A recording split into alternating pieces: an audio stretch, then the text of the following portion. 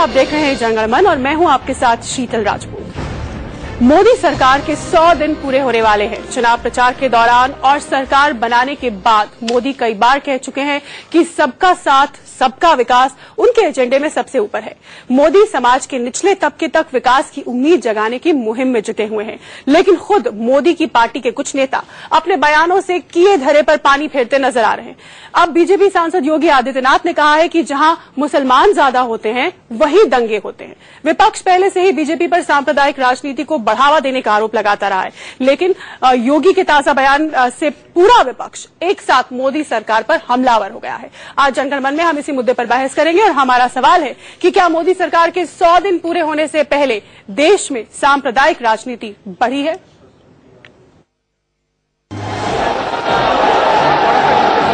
लंबे लंबे वादों और हमारा सवाल है कि क्या मोदी सरकार के 100 दिन पूरे होने से पहले देश में सांप्रदायिक राजनीति बढ़ी है?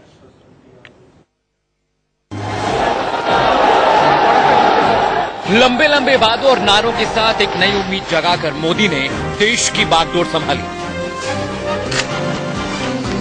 अपनी नेपाल यात्रा और भूटान में मोदी के भाषण ने विदेशों में देश को एक नया सम्मान दिलाया। मोदी जापान के दौरे पर हर तरफ एक नई उम्मीद जगी है। रिश्तों की नई डोर बंधी है। देश में फैले भ्रष्टाचार पर मोदी ने ये कहकर लोगों का दिल जीत लिया कि न खाऊंगा न खाने दूंगा। आप मुझे बताइए भाइयों बहनों, भ्रष्टाचार से मुक्ति चाहिए कि नहीं चाहिए? भ्रष्टाचार जाना चाहिए कि नहीं जाना चाहिए? हिंदुस्तान के हर कोने से भ्रष्टाचार जाना चाहिए कि नहीं जाना चाहिए? भाइयों बहनों, मैंने बिड़ा उठाया है और मेरा तो मंत्र रहा है, न खाऊंगा न खाने दूंगा। लेकिन विपक्ष ने मोदी पर गंभीर आरोप लगाए कि मोदी के आने के बाद देश में सांप्रदायिकता की शुरुआत हुई है। विपक्ष के दावे को योगी आदित्यनाथ के एक बयान ने सही ठहरा दिया। एक तथ्य जो सबके सामने है वो ये कि 10 से 20% की आबादी जहां मुस्लिम की है पूरे देश के अंदर या पूरी दुनिया के अंदर, वहां सांप्रदायिक झड़पें बहुत ज्यादा हैं।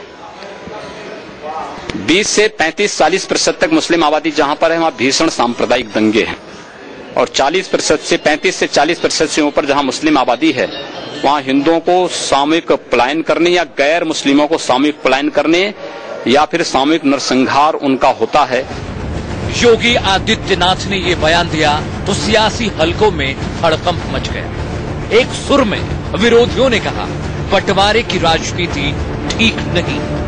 दुख का विषय है कि आज की हुकूमत, आज की सरकार ऐसे लोगों को खुली छूट दे रही है, बल्कि उनको प्रोत्साहित कर रही है जो हमारे समाज का विभाजन चाहते हैं और समझते हैं कि विभाजन से उनको फायदा होगा। जो राजनीति बंटवारे की है वो इस देश को कहां ले जाएगी, मैं इस पे इतना ही कह सकता हूं कि देश भर के अच्छे और ठीक सोचने वाले देश के बारे में वो सब लोग जो है वो चिंतित हैं और ये ठीक बात नहीं है। मुस्लिम धर्मगुरुओं ने भी योगी आदित्यनाथ के बयान पर सख्त ऐतराज जताया। आज देश किस परिस्थिति में से गुजर रहा है, पूरी दुनिया किस परिस्थिति से गुजर रही है, हमें इनका ख्याल रखना चाहिए। एक जिम्मेदार व्यक्ति को कोई बयान देने से पहले 10 बार सोचना चाहिए। हालांकि बीजेपी ने योगी के बयान पर कुछ हद तक बचाव किया। स्टडी का मटेरियल है, एकेडमिक स्टडी मैंने ये पढ़ाई नहीं की है, लेकिन जिन लोगों को आपत्ति है वो उसको पढ़ें फिर बात करें। बवाल मचने के बाद योगी आदित्यनाथ अपने बयान पर कायम हैं। योगी ने दावा किया, उन्होंने जो कुछ कहा है ठोक बजाकर कहा है। हमें इस सच्चाई को स्वीकार करना पड़ेगा और मुझे लगता है कि अगर हम इस सच्चाई को स्वीकार नहीं करेंगे तो हम जनता की आंखों में धूल झोंक रहे हैं, देश के खिलाफ गद्दारी कर रहे हैं। और ये अब तक का ट्रेंड पूरे दुनिया और देश के अंदर देखने को मिला है।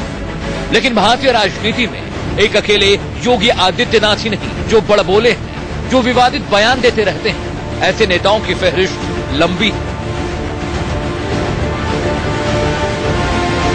अबू आजमी समाजवादी पार्टी के नेता हैं। राजनीति ने इतना बेबस कर दिया कि अपनी ही कौम के खिलाफ जहर उगलने लगे। समाजवादी पार्टी के खिलाफ अगर जो भी मुसलमान कम से कम समाजवादी पार्टी के खिलाफ बात करेगा, उसका डीएनए टेस्ट करो, वो सच्चा आदमी है कि नहीं सच्चा आदमी है, कि आरएसएस वाला तो नहीं है। डीएनए टेस्ट करो उसका, वो सच्चा हो ही नहीं सकता, मैं कहना चाहता हूं। मुलायम सिंह अक्सर देश को समाजवाद का ककहरा पढ़ाते हैं, लेकिन उनकी ही पार्टी के नेता वक्त दर वक्त बेहिसाब बदजबानी करते हैं। अब जरा आजम खान को सुनिए। आज मुसलमानों की पैदावार बच्चों की इतनी कम हो गई है कि इतनी कम पैदावार किसी मजहब के लोगों की नहीं। विवादित बयान और बड़बोले बयान देने में मायावती भी पीछे नहीं है। कानून की बात करती हैं, लेकिन निशाना सांप्रदायिक बंदूक से ही लगाती हैं। जो SC ST के लोग हैं, समाज में आज भी इनको नीचा समझा जाता है, छोटा समझा जाता है। OBC के लोगों को भी समझा जाता है, लेकिन जो अपर कास्ट के लोग हैं उनको समाज में निचला दर्जा प्राप्त नहीं है। शर्म आती है और अफसोस भी होता है, भारतीय राजनीति का स्तर कितना गिर चुका है। जिन नेताओं के जिम्मे देश की गरिमा का ख्याल रखना है, वो अपनी बेशर्म जबान से संसद और राजनीति दोनों का नाम खराब कर रहे हैं। मोदी के आने के बाद नेताओं की बदजुबानी ज्यादा बढ़ी है, खासकर योगी आदित्यनाथ जैसे फायर ब्रांड नेता पर सवाल उठ रहे हैं। ऐसे में जनगण मन का आज का सबसे बड़ा सवाल कि क्या मोदी सरकार के 100 दिन में सांप्रदायिक सियासत की शुरुआत हुई? सुशील कुमार के साथ ब्यूरो रिपोर्ट, इंडिया न्यूज। तो क्या मोदी राज में सांप्रदायिक राजनीति बढ़ी है? यही है आज जनगण मन में बहस का मुद्दा। हमारे साथ खास मेहमान जुड़ गए हैं। हमारे साथ जुड़े हैं बीजेपी के सांसद जयंत सिन्हा, हमारे साथ नीम अफजल प्रवक्ता कांग्रेस के जुड़ चुके हैं। इसके अलावा स्टूडियो में हमारे साथ NK सिंह हैं, वरिष्ठ पत्रकार। हमारे साथ मौलाना सैयद अतहर हुसैन देहलवी अंजुमन मिनहाज रसूल से स्टूडियो में जुड़े हुए हैं, और साथ ही हमारे साथ जुड़ गए हैं बीजेपी के सांसद महेश शर्मा भी। इन्हीं पर हम इस पर आज बातचीत करेंगे। सबसे पहले जयंत जी, नरेंद्र मोदी ने चुनाव के दौरान कहा था, काशी में सबको याद है वो शब्द, इंटरव्यू में भी कहा था कि जब इस देश का मुसलमान मुझे करीब से जान लेगा, रूबरू में जान लेगा, तो मुझसे प्यार करने लगेगा। लेकिन आज योगी आदित्यनाथ ने ये क्या कह दिया? क्या हम ये माने कि 100 दिन जो कि पूरे होने वाले 3 रोज बाद, उस रिपोर्ट कार्ड पर 13 दिन बाद जो यूपी में उपचुनाव होने वाले हैं वो भारी पड़ गए, इसलिए यह बयान दिया योगी आदित्यनाथ ने? नहीं, देखिए, हमारी जो राजनीति है वो विकास की राजनीति है, विनाश की राजनीति नहीं। और आप लोग जिस पे ध्यान दे रहे हैं वो आप लोगों को इतना इस पे ध्यान नहीं देना चाहिए, क्योंकि हम लोगों को जो प्रधानमंत्री जन धन योजना है, जो कृषि सिंचाई योजना है, जो स्मार्ट सिटीज हैं, जो जापान का यात्रा हो रहा है, उन सब बातों पे हमें ध्यान देना चाहिए। आप लोग सांप्रदायिक विषयों को उठा रहे हैं, हम लोगों को विकास के विषय उठाने चाहिए। और अगर आप देखिएगा कि 100 दिनों में हमारी सरकार ने क्या किया है, क्योटो को, काशी को क्योटो जैसा बनाने की हर कोई तारीफ कर रहा है कि अगर काशी क्योटो जैसी बन जाए, उतनी समृद्ध और उतनी ज्यादा विकसित हो जाए, तो फिर चाहिए ही क्या? इसकी हर कोई तारीफ करेगा, इस कॉन्सेप्ट की, जनधन योजना की भी कर रहा है। लेकिन योगी आदित्यनाथ के बयान को आप सही ठहरा रहे हैं ये कहते हुए कि बाकी अगर अच्छी चीजें हो रही हैं तो ये बयान जो है ये इस पर ज्यादा तूल इसको नहीं देना चाहिए, आप इसे सही ठहरा रहे हैं? क्या ये बयान सांप्रदायिक बयान नहीं है? योगी आदित्यनाथ जी हम लोग सब लोगों के साथ हैं, और हम लोग सब लोग कह रहे हैं कि सबका विकास होना चाहिए, सबका साथ होना चाहिए। इसलिए मुझे मालूम है योगी आदित्यनाथ जी की क्या विचारधारा है। वो हमारी राष्ट्रवादी विचारधारा है, और वो राष्ट्रवादी विचारधारा है वो विकास पे एकदम आधारित है, और हम लोग सब लोग चाहते हैं कि पूरे देश को साथ लेकर चले। आपको मालूम है प्रधानमंत्री जी ने अपने भाषण में कई बार कहा है कि 125 करोड़ लोग हैं पूरे देश में, उन सबको साथ ले जाना है, और ये योगी आदित्यनाथ जी की भी विचारधारा है। मौलाना साहब, बीजेपी का कहना है, अभी हमने जयंत जी को सुना, उनका कहना है कि जो सबका विकास सबका साथ का जो स्लोगन है बीजेपी का, योगी आदित्यनाथ का बयान उसके साथ ही मिलता हुआ बयान है, उसको जस्टिफाई करता है। आप इससे सहमत हैं? नहीं, बिल्कुल नहीं।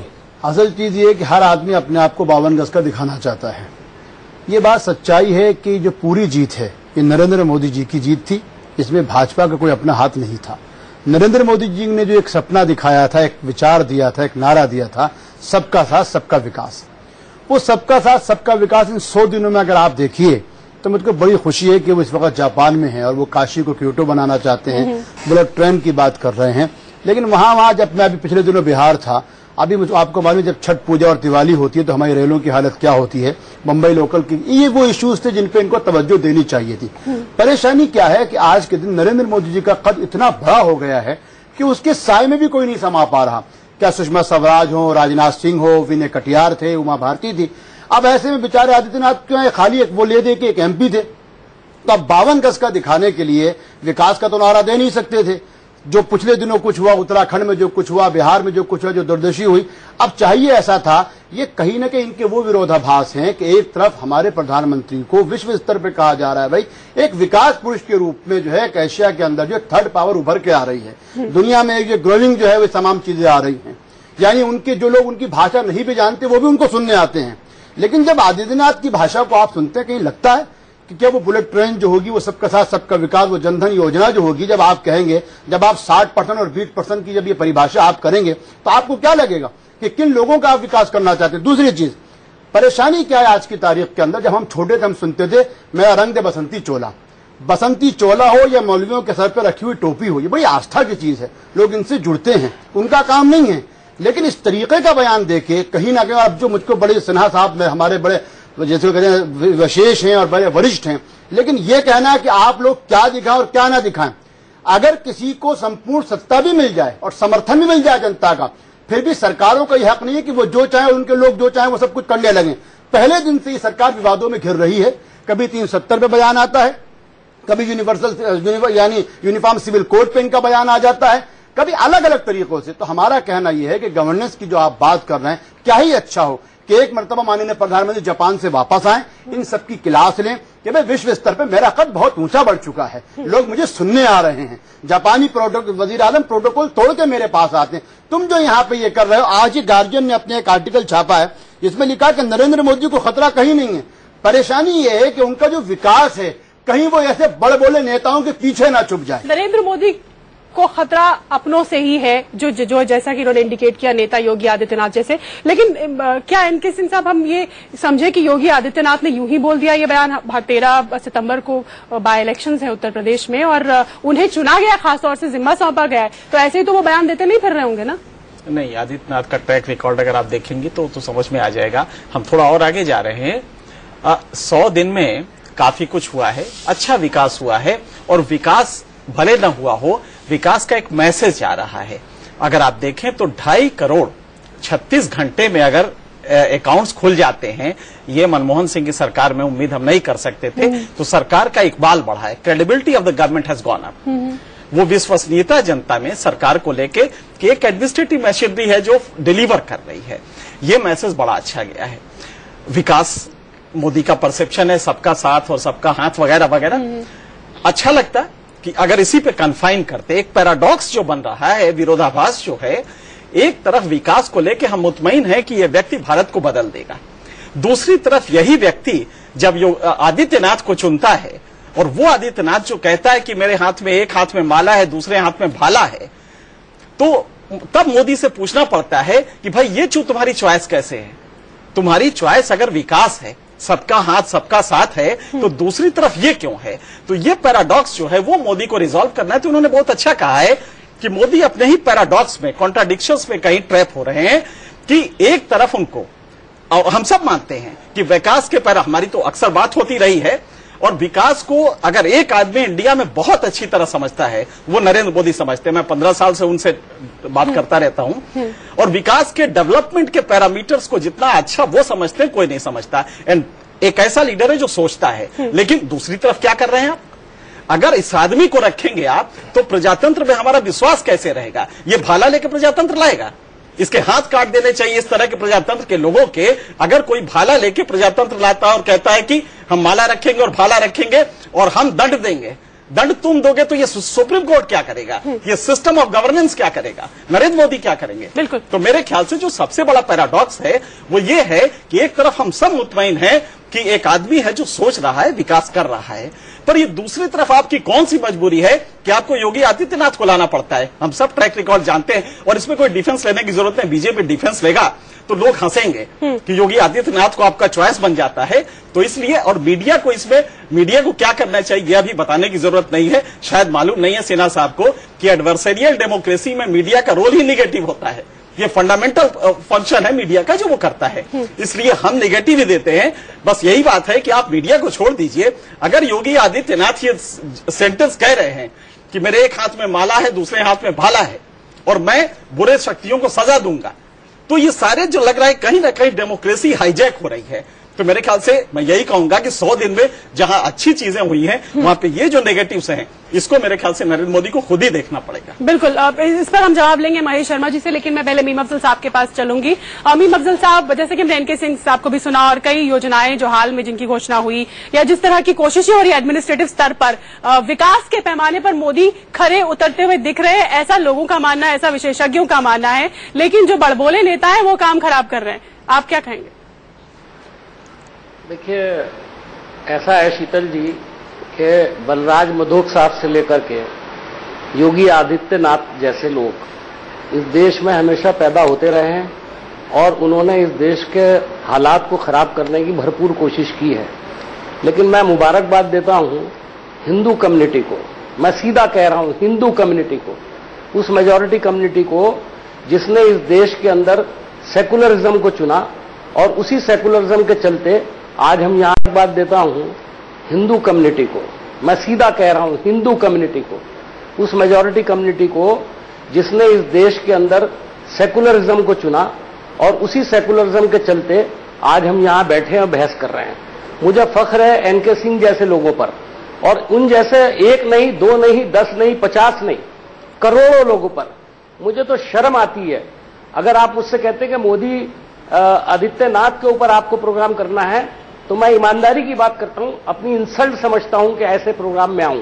जब मेरे से पहले यहां एनके सिंह साहब और उन जैसे बहुत सारे नेता या बहुत सारे जर्नलिस्ट या बहुत सारे इंसान बैठे हों, तो मेरा ख्याल है हमारा बोलना कुछ अच्छा भी नहीं लगता। मैं समझता हूं वो जो कुछ कह रहे हैं उसका जवाब एनके सिंह साहब ने दिया है। अगर हम कोई बात कहें तो मैं समझता हूं उसका रिएक्शन कभी कभी, लेकिन आपकी पार्टी ने इस पर काफी जोरदार रिएक्ट किया है। आपकी पार्टी ने, जाहिर है कि एक सेकुलर पार्टी है और सेकुलर पार्टी अपना रिएक्शन देती है, वो आपने देखा।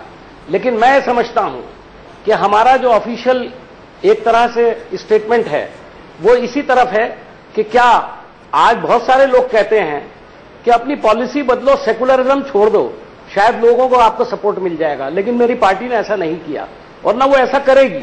हमने बहुत अच्छा वक्त भी देखा है, बहुत खराब वक्त भी देखा है, उसके बाद फिर अवाम ने हमको एक्सेप्ट किया है।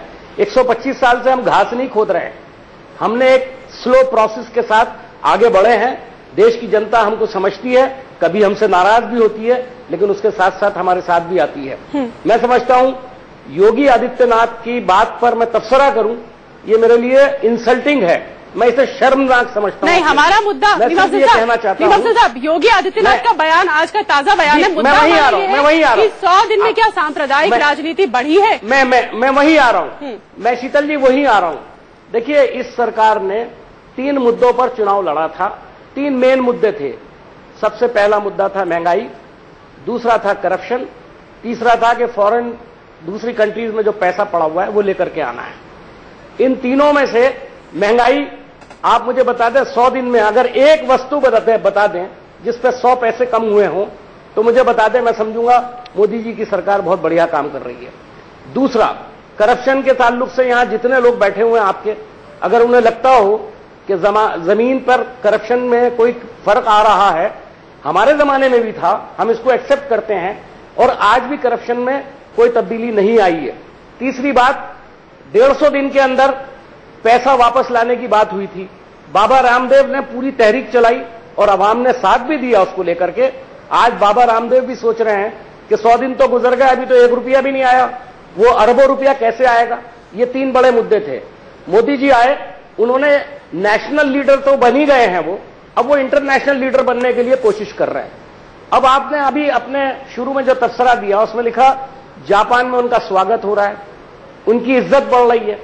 मैं चाहता हूं कि जापान में उनकी इज्जत बढ़े, पाकिस्तान में भी उनकी इज्जत बढ़े। शुरू में कोशिश की थी, उसमें नाकाम हो गए। उनकी इज्जत जो है नेपाल में बढ़े, जब जाकर के उन्होंने तकरीर की। उनकी इज्जत अगर बाहर बढ़ेगी तो भारत की इज्जत बढ़ेगी, हमारी इज्जत बढ़ेगी। लेकिन मैं समझता हूं उनको अपनी इज्जत का अपने देश में ज्यादा ख्याल करना चाहिए। चलिए, अपनी और इज्जत का जैसे देश। लोग, ये खाली आदित्यनाथ जी थोड़ी है, आदित्यनाथ जी थोड़ी है। इससे पहले तुगड़िया साहब 2 बार जिस तरह का बयान दे गए कि मकान छीन लो माइनॉरिटी कम्युनिटी के, उसके बाद उन्होंने कहा क्या उन्हें मुजफ्फरनगर याद नहीं है। तो इस तरह की जो बातें करते हैं, मैं एक बात पूछना चाहता हूं कि 80% लोगों को, इस देश के हिंदुओं को, जो एक बड़ी बहादुर कौम है, उसको 20% या 15% डरा करके राजनीति करने का जो ये रिवाज है, ये कब खत्म होगा? क्या आप समझते हैं? चलिए मीर साहब, इस पर हम बीजेपी से रिएक्शन, कमजोर समझा है, बीजेपी से रिएक्शन लेते हैं। महेश शर्मा साहब, आखिर ऐसी क्या मजबूरी? मैं तो नहीं समझता। इतनी अच्छी कोशिशें हो रही हैं, प्रूफ भी करना है, इसी पर वो वोट लेकर आई है, आपकी सरकार बनी है, तो ऐसी क्या मजबूरी है कि योगी आदित्यनाथ ने जो ये बयान दिया है और इस तरह की बयानबाजी जो हम हाल में सुन रहे हैं, वो उस पर कोई कड़क रिएक्शन नहीं आता बीजेपी की ओर से? और आज भी डिफेंड किया जा रहा है, आज जो कहा गया कि जहां मुस्लिम आबादी ज्यादा होती है वहीं पर दंगे होते हैं। दाजी, ये रिएक्शन आया, आपने आज की बहस का टॉपिक क्यों नहीं बदल दिया? आपने आज की बहस, शुक्रिया अदा करूंगा मैं एनके सिंह साहब से पत्रकार का, उन्होंने कहा पूरे अंदाज में देखो, जहां मोदी जी ने, मैं देख रहा हूं 33 काम मैंने लिख रखे हैं बहुत अच्छे अच्छे जो मोदी सरकार ने किए। आज का विषय है 100 दिन मोदी सरकार के। अगर आप किसी दिन बहस करना चाहते हैं तो उन विषयों को लोगों को लाइए, उस दिन टॉपिक सिर्फ एक रखिए कि योगी आदित्यनाथ जी का बयान। आज आप विषय को घुमाएंगे नहीं, कृपया मैं माफी चाहूंगा। आज आपका विषय देखिए, आज आप शुरुआत को मोड़िए मत। मैं केवल योगी आदित्यनाथ की बात नहीं करी, मैंने बहुत साफ तौर पे कहा, शुरू में भी कहा कि क्या सांप्रदायिक अच्छे काम हुए, विकास के काम हुए, काशी को क्योटो बनाने की बात हुई, जनधन योजना शुरू, लेकिन क्या सांप्रदायिक राजनीति को बढ़ावा मिला है? कब किस नेता ने हमारे ने कहा कि हम सांप्रदायिक राजनीति को बढ़ाना चाहते हैं? अगर योगी आदित्यनाथ जी का अपना एक विचार है, उनकी अपनी एक सोच है, अपनी एक विचारधारा है, ऐसे नेता कांग्रेस में भी हैं, ऐसे नेता ओवैसी जी भी हैं जो अपनी अपनी विचारधारा सब अपनी अपनी रखते हैं। अबू आजमी भी है, सब लोग। अफजल साहब भी कह रहे हैं कि मैं ऐसे विषय पर तबसरा ही नहीं करना चाहता, बात ही नहीं करना चाहता, बहस ही नहीं करना चाहता। योगी आदित्यनाथ नहीं है, सांप्रदायिक राजनीति। आज का सांप्रदायिक राजनीति क्या, ये इन 33 कामों में सांप्रदायिक राजनीति एक विषय आ गया है? जो और 36 काम शुरुआत करी है, एक अच्छे क्रेडिबिलिटी क्राइसिस सरकार का खत्म हो चुका था, जनता का विश्वास राजनीति और राजनेताओं में खत्म हो चुका था, उसको इस सरकार, उसके नेता मोदी जी ने स्थापित किया है। सरकार विकास का पहिया, ईमानदारी का पहिया, अनुशासन का पहिया घूम चुका है। 90 दिन के अंदर और सारी क्या क्या चीजें आप अपेक्षाएं करते हैं, उस विषय पर चर्चा कीजिए। चर्चा का विषय आज योगी आदित्यनाथ नहीं है, आप एक अलग दिन विषय रखिए, एक अलग टॉपिक रखिए। आप योगी आदित्यनाथ ये विषय सामयिक आज हो जाता है, मैं चाहूंगा कुछ विषय पर चर्चा अलग से हो, सामयिक हो जाता है। नहीं, मैं इस बात से सहमत नहीं हूँ। माननीय सांसद जी ने जो कहा यकीनी तौर से बहुत अच्छी बात कही है और उसी पर हमको चर्चा करनी चाहिए। देखिए, हम जब सांप्रदायिकता की बात करते हैं, कम्युनिज्म की बात करते हैं, डेवलपमेंट की बात करते हैं, वो किसी एक वर्ग विशेष के लिए नहीं है, सभी के लिए है। क्योंकि आज की तारीख में वो मेरे भी प्रधानमंत्री, इनके भी प्रधानमंत्री हैं, और मुझको अपने प्रधानमंत्री से जो सबसे ज्यादा उम्मीद थी वो ये थी कि हम एक के बदले 10 सर लाने का वादा कर रहे थे। जो सोशल मीडिया पे हुआ था कि ऐसा नहीं होगा, ऐसा करेंगे, बदकिस्मती ये है, ये मैं नहीं कह रहा, ये वो लोग कह रहे हैं जो नरेंद्र मोदी के लिए तैयार अपनी पलके बिछा के बैठे हुए हैं। दूसरे तबसरा नील का, वो कहते हैं कि साहब आप ये बताइए कि आप कहते हैं कि सबसे बड़ी खराबी क्या है इस सरकार की? हमारा मुखिया अच्छा है, लेकिन अभी उसी भी चर्चा पे आ रहा हूं। वो कहते हैं कि जो भारत के मौजूदा वित्त मंत्री हैं वो अभी पिछली शर्तों से बाहर ही नहीं आ रहे हैं। हमारे यहाँ सूरत हाल ये कि 3 महीने गुजर चुके हैं लेकिन वोडाफोन विवाद हम निपटा नहीं पा रहे हैं। हमारी यहाँ दिक्कत यह है कि हमारे एक ही आदमी डिफेंस मिनिस्ट्री, हालांकि डिफेंस मिनिस्ट्री फाइनेंस मिनिस्ट्री में कोई ज्यादा फर्क नहीं है, लेकिन इतनी ज्यादा इन्फिल्ट्रेशन हो चुकी, मैंने खुद अपने एक बयान में कहा था कि देखिए पाकिस्तान भरोसे के काबिल नहीं है, उस पर भरोसा नहीं किया जा सकता, आए दिन हम पे हमले हो रहे हैं। लेकिन मुझे प्रधानमंत्री से एक शिकायत भी है। वो शिकायत क्या है? आप एलओसी पे चर्चा करते हैं, line of control, line of control, कभी आप एलएसी में बात क्यों नहीं करते? लाइन ऑफ एक्चुअल कंट्रोल जो चाइना के कब्जे में है। और माननीय प्रधानमंत्री चूंकि वो खुद नए आए हैं, मगर उनके जो एडवाइजर्स हैं, जो सोकॉल्ड एडवाइजर जो उनको घेरे हुए हैं अभी बदकिस्मती से, उन्होंने ब्रिक्स से लेकर और लेह तक कहीं उनको चाइना याद नहीं दिलाया कि भाई क्या कुछ हो रहा है। तो चर्चा हमारी विदेश नीति पे होनी चाहिए, चर्चा इंटीरियर पॉलिसीज पे होनी चाहिए, चर्चा वोडाफोन और जो दूसरी चीजें उन पे होनी चाहिए। चर्चा इस बात पे होनी चाहिए कि डीजल और गैस के रेट इसलिए घट रहे हैं क्योंकि गल्फ के अंदर रेट घट रहे हैं। मुझको भिंडी, सब्जी, आलू और वो चीजें चाहिए। मैं जब छठ पूजा के लिए जाऊंगा तो मुझको लोकल ट्रेन में धक्के खाने वाली चीजें चाहिए। पीलीभीत के अंदर आज तक एक सदर अस्पताल नहीं बन सका। मैं इस चीज पर चर्चा चाहता हूं। मैं आदित्यनाथ की कॉन्स्टिट्यूएंसी गोरखपुर के अंदर ये चाहता हूं कि टूटी हुई सड़कें मुझको बुला के कहती है कि हाँ आप विकास की बात तो करें, लेकिन ऐसा कुछ नहीं हुआ। क्या वो आसिम आजमी हो, ओवैसी साहब हो, आदित्यनाथ हो, या वो कहीं पे किसी शिरोमणि अकाली दल पार्टी से आते हो, मुझे उनसे कोई मतलब नहीं है। मैं एक आम भारतीय हूं। मुझको बुलेट ट्रेन से पहले ये चाहिए कि 6 महीने तक मेरा रिजर्वेशन कंफर्म नहीं हो पाता। मेरा रिजर्वेशन किस तरह कंफर्म होगा? 100 दिन में जो आपने मुझको बड़े बड़े सपने दिखाए थे, मेरे फौजियों की गर्दनें कट रही हैं, मेरी विदेश नीति विफल होती जा रही है, आप उस पर चर्चा कीजिए। जापान गए, आपका मान और बढ़े। हमारी यही तमन्ना है कि हमारे प्रधानमंत्री की इज्जत विश्व भर में होनी चाहिए, लेकिन आप भारतीय को नकार के विश्व स्तर पर अगर करना चाहेंगे, जो सिंह साहब ने कहा, वो कहीं मैं समझता हूं उसका मैं समर्थन नहीं कर सकता। मौलाना साहब, बात आपने बहुत अच्छी कही है और वही शुरुआत कही है। 15 अगस्त से जो संदेश दिया है वो आम आदमी के बेटे बेटी के फर्क का बलात्कार का दिया है। लेकिन जो कुछ सीमा पे हुआ उसको आप क्या कहेंगे? स्कूल के टॉयलेट में सफाई सीमा पे हुआ क्या? अरे एक के बदले 10, अगर आप एक भी सर पाकिस्तानी का काट के दिखाते हम सलूट करते आपको। एक ही सर नहीं पाया। सीमाओं की शुरुआत का जवाब दे दिया। कहाँ दिया आपने? जिस दिन शुरुआत हुई चाइना को मैसेज दे दिया। नहीं दिया। आप तो लेह में जाकर पाकिस्तान को ललकार रहे थे। अरे लेह में तो करीब में आपके जो हमारी विदेश नीति के कारण 43 वर्ष से हमारी सुरक्षित वापस आई। देश की नौजवान को जवाब दे दिया। आतंकवादियों से ये गूगल को खंगालती है। जानती है कि एलओसी और एलएसी में अंतर क्या है? मैं आपको बताना चाहता हूं, कांग्रेसी हो, समाजवादी पार्टी के लोग हो, कोई भी हो, अब इस जनता को कोई बेवकूफ नहीं बना सकता। देखिए कि 43 नर्सें इराक से सुरक्षित आई। अरे मैं 43 नर्सों को लाया, लेकिन मेरे जो 2 फौजी शहीद हुए, उसके बाद में क्या कहा कि अगर अच्छे दिन में गर्दन कटवानी थी तो ऐसी सरकार की हमको जरूरत नहीं है। आप एक मजबूर, मेरे आपसे शुक्रिया अदा करता हूं, अच्छी शुरुआत। मैं चाहता हूं सांसद महोदय, 100 दिन में भारत को एक अच्छा विदेश जिसको कहते हैं फाइनेंस मिनिस्टर दे दीजिए, एक अच्छा डिफेंस मिनिस्टर दे दीजिए, ताकि मेरी इकोनॉमी और मेरी सीमाएं सुरक्षित रहें। यही मैं अपने प्रधानमंत्री से चाहता हूं। चलिए, आप सभी के विचारों से, आप सभी ने जो बातें रखी, उससे जो बात निकलकर सामने आई उसका जवाब मैं लूंगी जयंत जी से। वो ये है कि देश के सामने बहुत बड़े बड़े मुद्दे जो हैं वो मुंह बाए खड़े हैं। कई शुरुआत की है नरेंद्र मोदी ने जब से वो प्रधानमंत्री के पद पर आसीन हुए हैं, लेकिन इस सब के बीच में ये जो सांप्रदायिक बयानबाजी होती रहती है, मैं फिर उस पर आ रही हूँ, क्या आपको नहीं लगता है कि कहीं ना कहीं वही उसको अंडू कर रही है, उस कॉज को, और जो लोगों की उम्मीदें हैं वो उम्मीदें जो है वो धराशायी कर रही है? शीतल जी, एक तरफ पे नौटंकी होती है और दूसरी तरफ पे चर्चा होती है। मैं नौटंकी नहीं, चर्चा करता हूं। आपके एक मेहमान ने कहा कि जब हम लोग जीते तो हम लोग 3 मुद्दों पे जीते हैं, महंगाई, भ्रष्टाचार और कालाधन। उन्होंने ये एक आरोप लगाया और बोले इस पे हम लोगों ने कुछ काम नहीं किया है। देखिए, महंगाई को पहले आप पूरी तरीके से समझिए। महंगाई वो होती है इन्फ्लेशन, यानी किस रेट पे प्राइसेस बढ़ रहे हैं। अगर आप देखिए तो किस रेट पे जो प्राइसेस बढ़ रहे थे वो उस रेट पे नहीं बढ़ रहे हैं। इन्फ्लेशन घट रहा है, महंगाई घट रही है इस कारण, और अब आरबीआई जो है वो कह रही है कि शायद इंटरेस्ट रेट्स को भी कम कर देंगे। और अगर आप कह रहे थे ना कि कोई भी दाम बताइए जो घटा है, मैं आपको बताऊं, पेट्रोल के प्राइसेस घटे हैं, डीजल के प्राइसेस घटे हैं, और पेट्रोल के प्राइसेस और डीजल के प्राइसेस जब घटेंगे तो बड़े सारे और प्राइसेस हैं। नहीं, मुझे बोलने दीजिए भाई साहब। मैंने कहा, देखिए भाई साहब, मैंने कहा अगर आपको नौटंकी करनी है तो आप नौटंकी करिए, चर्चा करना है जैसे इंटेलिजेंट समझदार लोग चर्चा करते हैं, तो आप मुझे जरा समय दीजिए। आप बीच में मत बोलिए, आप बीच में मत बोलिए। अगर मुझे बोलने देना है तो आप थोड़ा अगर आपको बीच में बोलना है तो मैं चुप कर रहे हो। चलिए, अगर जयंत जी की बात खत्म उन्होंने कर ली, आगे नहीं बोलना चाहते तो बिल्कुल नहीं कर रहा। जब आप बोले तो मैं एक शब्द मैंने बीच में नहीं बोला, मैंने एक शब्द बीच में नहीं बोला। जब मैं बोल रहा हूं तो इतना आप कर्टसी दीजिए कि मुझे बोलने दीजिए। आपको कोई भी जवाब देना हो, आपको कोई भी जवाब देना हो आप जरूर दीजिए, पर मुझे समाप्त करने दीजिए। ठीक है, आप अपनी बात पूरी कीजिए। तो वो तो मेरा हक बनता है, मेरा हक बनता है बोलने का, आपका हक बनता है। जब मैं बंद करूं अपनी बात तब आप करिए।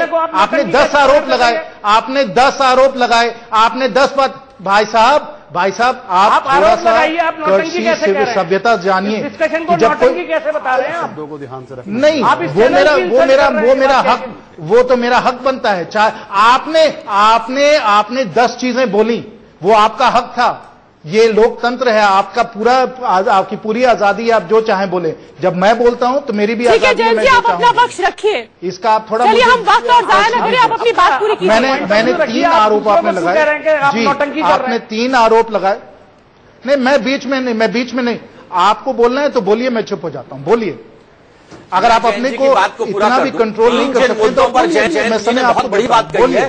तीनों मुद्दों पर हम आ गए। महंगाई का अगर विषय हम कहें तो प्याज जो 80-90 रुपए थी 25-26 रुपए किलो पर रोक दी गई। भ्रष्टाचार की अगर हम शुरुआत करें, SIT की पहले दिन आते SIT की घोषणा कर दी गई। और अगर तीनों मुद्दों पर अगर हम बात करें, भ्रष्टाचार, महंगाई और कुशासन, तीनों मुद्दों पर पार्टी की शुरुआत हो चुकी है। 100 दिन का समय बहुत कम है इसके रिजल्ट देखने के लिए। जैन जी ने शुरुआत अच्छी करी है। हम दोनों सब क्योंकि यहां बैठे हैं, वो दूर बैठे हैं हमसे, कैमरे के उधर बैठे हुए हैं, तो मैं समझता हूं इन तीनों विषयों पर पार्टी की विचारधारा स्पष्ट है और पार्टी ने has started the ball rolling and wait for the result. Modi ji ने पहले कहा था मुझे 5 साल का मैंडेट दिया है, 100 दिन 100 महीने के अंदर नहीं, 5 साल के महीने की, 5 साल के अंदर विकास कार्ड देखिए, 100 दिन के अंदर जितने काम हो चुके हैं वो आम आदमी के मतलब के काम है। क्या बच्चों के लिए, क्या बेटी वालों को ये कहना बलात्कारी का बेटे भी अपनी माँ बाप को, बेटे को भी देखे, क्या ये बात करना गलत था? क्या लड़कियों के स्कूलों के अंदर टॉयलेट की बात करना गलत था? ये बातें कहां से शुरुआत हुई? अभी विदेश नीति से पहले छोड़ते तो हम अपना घर तक क्या धन जन योजना, ये बातें हो रही है। मैं अब यहाँ पर महेश जी आपको रोकूंगी, ये सब बातें हो रही है, लेकिन साथ साथ में सडनली लव जिहाद की बातें भी हो रही है। सडनली धर्म बचाओ गुट शुरू हो जाते हैं, मेरठ बचाओ ग्रुप बना दिया जाता है, सडनली इस तरह की बयानबाजी सामने, ये सब बातें भी क्यों हो रही है जी? अगर ये बातें बीच में आएंगी, एक घटना हुई आज एक घटना हुई, झारखंड के अंदर एक घटना हुई, तो इस घटना पर चर्चा होगी। लव जिहाद पर चर्चा कैसे नहीं होगी? आज एक घटना दूसरी जगह, मान लीजिए आप यही बात कर रहे हैं कि साहब हमारा जी, अगर ये बातें बीच में आएंगी, एक घटना हुई आज एक घटना हुई, झारखंड के अंदर एक घटना हुई, तो इस घटना पर चर्चा होगी। लव जिहाद पर चर्चा कैसे नहीं होगी? आज एक घटना दूसरी जगह, मान लीजिए आप यही बात कर रहे हैं कि साहब हमारे बॉर्डर के ऊपर चाइना के लोगों ने इन्फिल्ट्रेशन किया, तो अभी चर्चा होगी ना। लेकिन 100 दिनों का जो हमारा एजेंडा है, उस एजेंडे में हमारा कंसेप्ट बिल्कुल क्लियर है। भारतीय जनता पार्टी की एकदम विचारधारा, अनुशासन हो गया शुरुआत, भ्रष्टाचार हो गया, भ्रष्टाचार के खिलाफ। सांप्रदायिकता के लिए क्या एजेंडा है? देखिए, सांप्रदायिक के लिए बिल्कुल किसी हमारे मंत्री ने नहीं कहा सांप्रदायिक एजेंडे पर हम काम करेंगे। किसी मंत्री, प्रधानमंत्री, किसी ने नहीं कहा। योगी जी का जो विचारधारा है, मैं कहूंगा इस पर एक दिन विशेष तौर पर चर्चा रखिए और विशेषज्ञों को बुलाइए, इस पर बहस कीजिए। आज आप अपना जवाब, आज मेरा बहस ये, उन्होंने एक विचारधारा के तहत कहा है, एक सवाल आया कहीं कि सवाल आया कि ये सांप्रदायिक झंडे कहां होते हैं? आप सांप्रदायिक झंडे, उन्होंने कहा मैं उसका पोषक या विरोध आज नहीं कर रहा हूं, मैं उसका किसी सही प्लेटफॉर्म पे सही समय पर जिस दिन आप इस विषय पर चर्चा करेंगे करूंगा, लेकिन आज का विषय को अभी भटक जाएगा विषय अगर हम नहीं अगर आप हर मुद्दे पर लॉजिक मैं चाहता हूं आज का विषय मोदी जी की जो चर्चा, ये 100 दिन का हिस्सा है। मेरे लिए 12 तारीख 13 तारीख का चुनाव को अगर आप लेना चाहते हैं तो मेरे लिए 100 दिन का जो ये अचीवमेंट है इस सरकार का, ये ज्यादा बड़ा इंपॉर्टेंट है बजाय सांप्रदायिकता के लिए या योगी जी के स्टेटमेंट। आप सिलेक्टिव जवाब देना चाह रहे हैं। मीम अफजल साहब, आपसे बहुत सारी सवाल किए जयंत जी ने, इस पर आप कुछ कहना चाह रहे थे, हम आपको सुन नहीं पाए। देखिए, मैं ये कह रहा हूं कि आपने जो भी एजेंडा आज का रखा है उस पर बहस हो, लेकिन ये कैसे हो सकता है कि आप 100 दिन का जिक्र करें और 100 दिन के अंदर जिन लोगों ने इस किस्म के बयान दिए हैं उस पर चर्चा ना हो। और मैं कहता हूं, हमारे भाई अभी जो बोल रहे थे, मैं उनसे सिर्फ एक गुजारिश करूंगा कि आपने कहा कि उनके विचारधारा है ये, मैं पूछना चाहता हूं आपकी विचारधारा है क्या ये? क्या भारतीय जनता पार्टी की यह विचारधारा है? या तो कहिए आप हां या आप कहिए ना, ताकि हमें यह अंदाजा हो जाए कि भारतीय जनता पार्टी योगी आदित्यनाथ के इस किस्म के बयानात के साथ नहीं है। आप अगर इतना करेंगे तो देश के ऊपर बड़ा कर्म होगा। लेकिन ये जो आप घुमाते हैं ना चीजों को, इसी तरह से जिस वक्त तोगड़िया साहब ने इस किस्म के बयानात दिए थे तब भी गोलमोल बातें कर रहे थे भारतीय जनता पार्टी के प्रवक्ता भी और तमाम लोग भी। हम लोग भी खुली आंख से देख रहे हैं कि आप लोग इसके जरिए क्या मकसद हासिल करना चाहते हैं। चुनाव आ रहा है, चुनाव के लिए आप माफ कीजिए इस तरह की नफरत फैलाएंगे, इससे देश का कोई भला नहीं होने वाला है। इससे सिर्फ और सिर्फ नुकसान होगा। इसमें देश का नुकसान है, हिंदुओं का नुकसान है, मुसलमानों का नुकसान है, सिखों का नुकसान है, ईसाइयों का नुकसान है। हर एक का नुकसान है अगर आप इसका गहराई से जरा सा भी जायजा लेंगे। देखिए, इस देश में आपको अगर सबका विकास, आपने तो इतना शानदार नारा दिया है, सबका साथ सबका विकास, और जब आप प्रधानमंत्री हो गए मोदी जी, तो सबके प्रधानमंत्री है। मैंने खुद कहा हमारे भी प्रधानमंत्री है, अगर जापान से जाकर के उनका नाम ऊंचा होगा। ठीक है, साहब ये बात आपने कह दी। मैं बाकी जनता के पास आऊंगी, जनता के पास बहुत देर से हम नहीं आए। प्रश्न थोड़ा मौलाना जी से है। अप्रिय सत्य नहीं बोलना चाहिए, ये बात सही है। पहले तो ये पता लगाओ कि आदित्यनाथ ने जो कहा वो सत्य है कि नहीं है। अगर ये सत्य है तो क्या मुस्लिम कम्युनिटी को सोचना नहीं चाहिए कि भाई इस प्रकार की वारदात न हुए, हमारी बाहुल्यता है, इस पर क्या विचार करना, इसका समाधान आपके पास क्या है? बिल्कुल, देखिए परेशानी की बात यह है कि हम जो देखते हैं वही सुनते हैं। रामपुर के अंदर जो है 700 साल से मुस्लिम शासन है, लेकिन रामपुर का नाम नहीं बदला गया। रामपुर का नाम रामपुरी है। मैं जिस इलाके से आता हूँ उसको जामा मस्जिद कहते हैं, जहाँ 80% लोग हैं, और जामिद के बाद वो करीम के नाम से जाना जाता है उस इलाके को। मेरी मस्जिद और दुर्गा माँ का मंदिर जो है बराबर, उसके आगे जैन मंदिर है।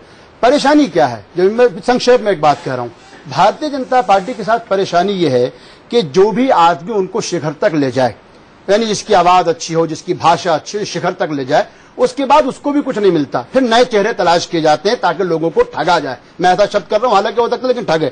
देखिए, एक जमाना था शिखर तक ले जाने वाले अडवाणी जी थे, मुरली मनोहर जोशी जी थे, विनय कटिहार साहब थे, सुषमा स्वराज थी, राजनाथ सिंह थे। आज वो बेचारे ट्रांसफर भी फाइल पर साइन नहीं कर पा रहे हैं।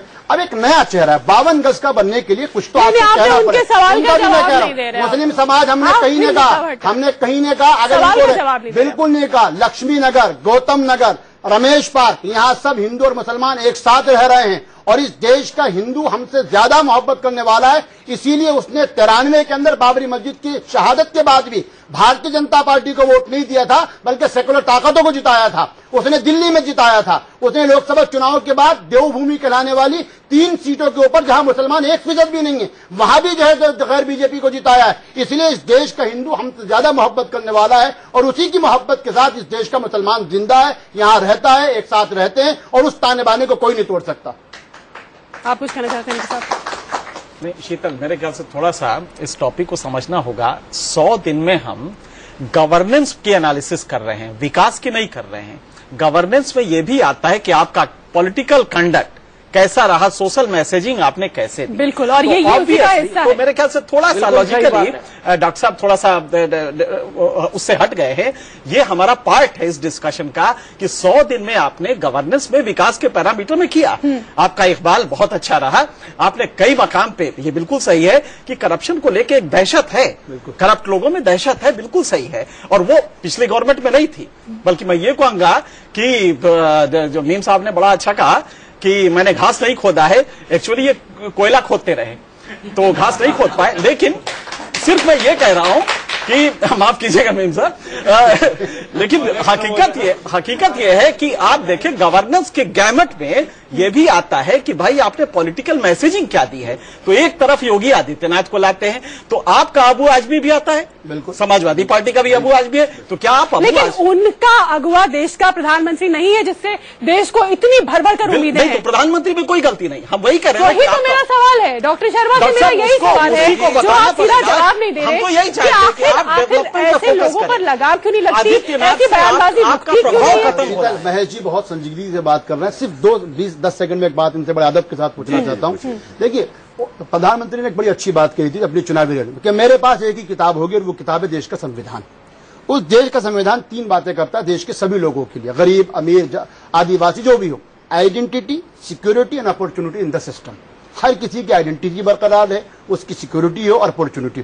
मैं कहता हूं कि जब आप उस विकास पुरुष की बात करते हो, जब दूसरी तरफ आपके योगी आदित्यनाथ इस तरह की बात करते हैं, मैं आप बीजेपी के सांसद नहीं, बल्कि बताइए कहीं महेश जी को गिल्टी महसूस नहीं होती? एक तरफ हम संविधान की बात करो, उस व्यक्ति ने भी संविधान की कसम खाई है, तो कहीं ना कहीं मुझको शंका ना भाजपा पे, ना प्रधानमंत्री पे, ना हिंदुओं पे, बल्कि ऐसे लोगों पे, क्या आदमी साहब ये हो जो संविधान की कस्में खा के भी जब इस तरह करते हैं, मुझे कहीं ना कहीं जो उसमें भय महसूस होता, मैं इनसे पूछना चाहता हूँ। बिल्कुल वही हमने शुरुआत की कि नरेंद्र मोदी का जो बयान था कि मुसलमान मुझसे प्यार करने लगेंगे, ये तो अनडू कर रहा है पूरे कॉज को, पूरे गोल को। ये इस तरह के बयान खत्म कर रहे हैं। मौलाना साहब, मैं एक परिचय और करा दूं।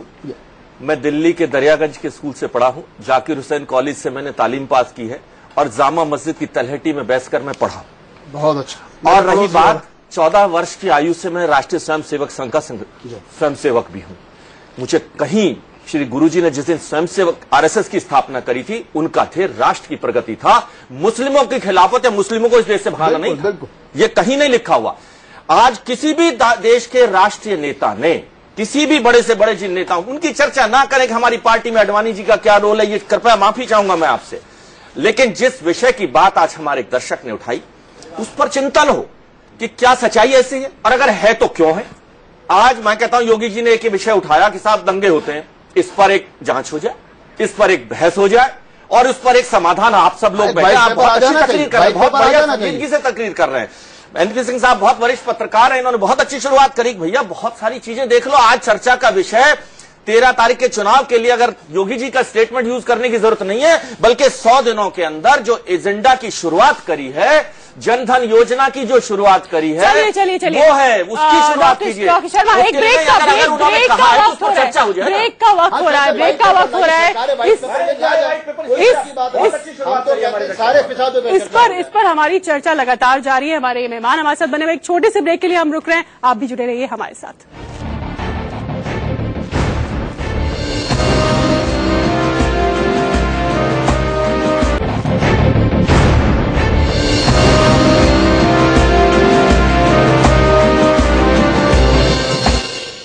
तो मोदी राज के होने वाले हैं 100 दिन पूरे, और इन 100 दिन में क्या हुआ, चाहे विकास को लेकर हो, एडमिनिस्ट्रेशन को लेकर हो, बाकी मुद्दों को लेकर हो, सांप्रदायिकता के मसले को लेकर हो, हम ये खास बहस हमारी जारी है। हमारे खास मेहमान यहाँ मौजूद है, मैं जनता के पास चलूंगी। आप जी लीजिए।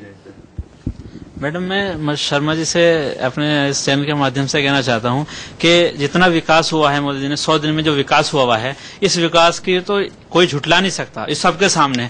लेकिन क्या ऐसे लोगों पे मोदी जी अंकुश लगाएंगे जो मोदी जी की या इस पार्टी की पूरी छवि खराब कर रहे हैं?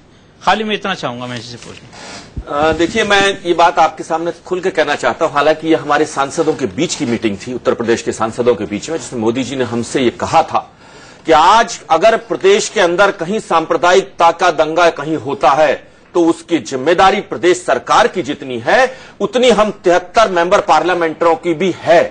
हमें उससे बचना चाहिए और हमें ये देखना चाहिए। मैं अंदर की बात है जो मुझे नहीं कहनी चाहिए थी, लेकिन मैं फिर भी कह रहा हूं। मोदी जी के विचार सोचिए इस पर कि 73 सांसद जीतकर पूरे इतिहास लिखा है इस प्रदेश की जनता ने, और उन्होंने सीधे संदेश में कहा था कि अगर कोई दंगा वहां होता है तो हम भी अपने आप को उसके लिए जिम्मेदार माने। ये बात मैं बताना चाहता हूं, और इससे पीछे उनकी भावना समझिए। कोई भी काम मोदी जी ने ना तो चुनाव से पहले और ना चुनाव के बाद, मैं उनके बताना चाहता हूं कि कहीं ये नहीं कहा। जो फिरका परस्ता व्यक्ति ये सोच सकता है कि 15 करोड़ 20 करोड़ मुसलमान कहीं देश से बाहर निकाले, ये हिंदू जमनी संस्कृति का हिस्सा है। अगर आज उन्होंने काशी के विकास की बात करी है तो वहां 4 लाख मुसलमान भी रहता है, आज बुनकर है। आज उत्तर प्रदेश के अंदर अगर 73 मेंबर पार्लियामेंट जीत कर आए हैं तो मुसलमानों का भी सहयोग रहा है। क्या किसी भी मोदी जी की बैठक के अंदर यह हुआ कि मुसलमान ना आए यहां पर, या कभी उन्होंने किसी के कहा? तो इसे हिंदू मुसलमान ने ना बैठे। बहुत अच्छी बात करी है, मौलाना साहब ने भी बहुत अच्छी बात करी है, इन्होंने बात करी। आज हम देश के विकास के पहिए की बात करें, अगर कोई छोटी हरकत ऐसी होती है और अगर कोई घटना इस तरह की होती है तो उसके लिए कोई रैकेट के लोग हैं, बदमाश लोग हैं, उनका कोई धर्म आतंकवादी नहीं होता। आपका सवाल हो चुका, आप किसी और को मौका दें। मैं भीम अफजल साहब से एक पूछना चाह रहा था कि अभी एक बात उन्होंने कहा कि और अगर कोई घटना इस तरह की होती है तो उसके लिए कोई रैकेट के लोग हैं, बदमाश लोग हैं, उनका कोई धर्म आतंकवादी नहीं होता। आपका सवाल हो चुका, आप किसी और को मौका दें। मैं भीम अफजल साहब से एक पूछना चाह रहा था कि अभी एक बात उन्होंने कहा कि आदित्यनाथ जी के अगर बातों पे अगर बहस करना है तो मैं उठ के चला जाऊंगा, मैं ऐसे विषयों पे बात नहीं कर पाऊंगा। आपकी पार्टी ने बिहार में जेडीयू के साथ संबंध बनाया है, अभी नया ताजा बनाया है, महागठबंधन बना है। वहां के सीएम छोटा पद नहीं होता है, बहुत बड़ा पद होता है। उन्होंने खुली बहस में मीडिया के सामने उन्होंने कहा था कि अगर देश में तुम्हें सीएम चाहिए या कुर्सी चाहिए तो एक कौम को उन्होंने सजेशन दिया था कि आप जनसंख्या बढ़ाइए।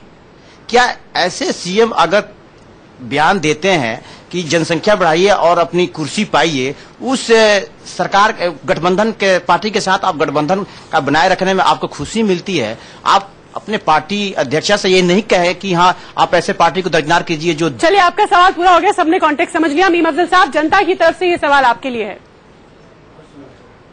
देखिए, चीफ मिनिस्टर साहब ने कभी कुछ कहा, हमने ना उसकी कभी हिमायत की और ना हम उस तरह की सोच को चलते हैं। लेकिन किसी आदमी ने अगर एक बयान दिया है तो उसकी वजह से आप ये कहें कि हम एक सेकुलर मोर्चे को छोड़ करके अलग खड़े हो जाएं, वो शायद मुनासिब बात नहीं है।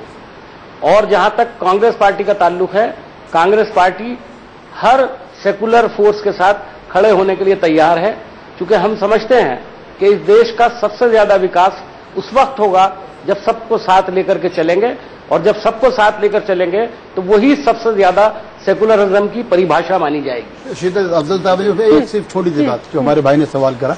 पहली चीज तो यह है कि चूंकि अब तो सरकार हमारी है, चूंकि मेरी भी सरकार है, मैं चाहता हूं इन सब चीजों पे जो है चर्चा हो और व्हाइट पेपर है। आपको समझिए कि पिछली जो 2 जनगणनाएं हुई हैं 10-10 साल में, ये बड़ी दिलचस्प बात है। और एनके सिंह साहब यहाँ बैठे हैं, उसमें लगातार जो मुस्लिम समाज की आबादी का जो रेशो है वो और समाज से नीचे गया, बढ़ा कहीं नहीं है। लोग अब विकास चाहते हैं, लोग नहीं चाहते कि पूरी की पूरी क्रिकेट फौज टीम लेके चलने वाली बात है।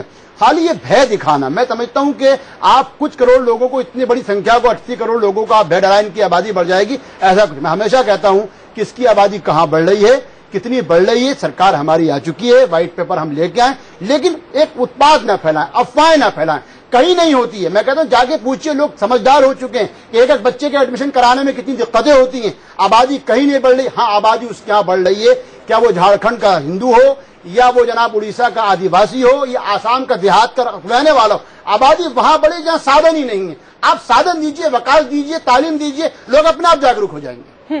बिल्कुल जी। माइक, मैं आपके चैनल के माध्यम से पूछना चाहूंगा कि ये योगी जी जो हैं, इनको इतनी प्रभारी क्यों बनाया गया? इनके आप लास्ट स्टेटमेंट देख चुके हैं न्यूज़पेपर वगैरह में, किस तरह की उनकी सोच है, कम्युनल थॉट्स रखते हैं। चलिए इसका जवाब हम जयंत जी से ले लेते हैं, क्योंकि डॉक्टर शर्मा के पास भी आऊंगी। जयंत जी, जनता की तरफ से एक सवाल है ये कि जब योगी आदित्यनाथ इस तरह की बयानबाजी के लिए जाने जाते हैं और नरेंद्र मोदी का मिशन जो है वो बड़ा ही अच्छा है, वो चाह रहे विकास हो, सबका विकास हो, सबके साथ मिलकर चला जाए, तो फिर ऐसे शख्स को क्यों प्रभाव दिया गया उत्तर प्रदेश जैसे संवेदनशील इलाके का, जहां पर 13 सितंबर को चुनाव होने वाले हैं, बाय इलेक्शन है? योगी आदित्यनाथ जी बहुत लोकप्रिय हैं, उन्हें बहुत सम्मान मिलता है, उन्हें बहुत लोग मानते हैं। आपको मालूम है कि वो 4 बार लोकसभा जीत कर आए हैं। इस बार तो हमारी बहुत शानदार जीत हुई, जैसे शर्मा जी कह रहे थे 73 हमारे एमपी हैं, पर पिछले चुनावों में हमको इतने एमपी नहीं मिले थे, तभी भी योगी आदित्यनाथ जी जीते हुए हैं। और उनके पहले भी जो महंत रहे हैं गोरखपुर में, उनकी भी बहुत जीत हुई है। इसलिए योगी आदित्यनाथ बहुत लोकप्रिय हैं, वो जनता की पूरा समझते हैं, जानते हैं, जनता के मन को जानते हैं, और इस कारण तो क्या यानी वोट की राजनीति जो है, उनसे भी आप पूछे, वोट की राजनीति सांप्रदायिकता पर भारी पड़ रही है यहाँ पर? हमें ये उम्मीद हर पार्टी ये करेगी, वो आजम खान को लेके आएंगे, वो वासिम को लाएंगे, इमरान मसूद को लाएंगे, सब यही करते रहिए कि लोकप्रिय है। जल्दी से डॉक्टर साहब। नहीं, ये तो आपका भाई साहब, ये तो आपका इंटरप्रिटेशन है। अगर आज हमारे उत्तर प्रदेश के कुछ नेताओं को जिम्मेदारी दी गई, 3 नेताओं को जिम्मेदारी दी गई, पार्टी ने बहुत सोच समझकर जिन नेताओं का प्रभाव है सामाजिक दृष्टि से, राजनीतिक दृष्टि से, विचारधारा दृष्टि से, पार्टी ने वो सोचकर उनको जिम्मेदारी दी है। मैं नहीं समझता कि जो बयान दिया है वो चर्चा के काबिल भी है। बयान उनका है कि ये सोच है कि ऐसा होता है, लेकिन जनता सवाल पूछ रही है, जनता सवाल पूछ रही है। आप बेशक माने या ना माने कि बयान चर्चा के काबिल है कि नहीं है, नरेंद्र मोदी ने जो पिछले 100 दिन में उनकी सरकार ने काम किया, उन पर यह बयान भारी ना पड़ जाए, इसके लिए कोई ना कोई जवाब जो है वो जरूर हमें उसकी दरकार सरकार से है। जनगण मन में आज के लिए इतना ही। अगले हफ्ते एक और मुद्दे के साथ हम हाजिर होंगे, देखते रहिए।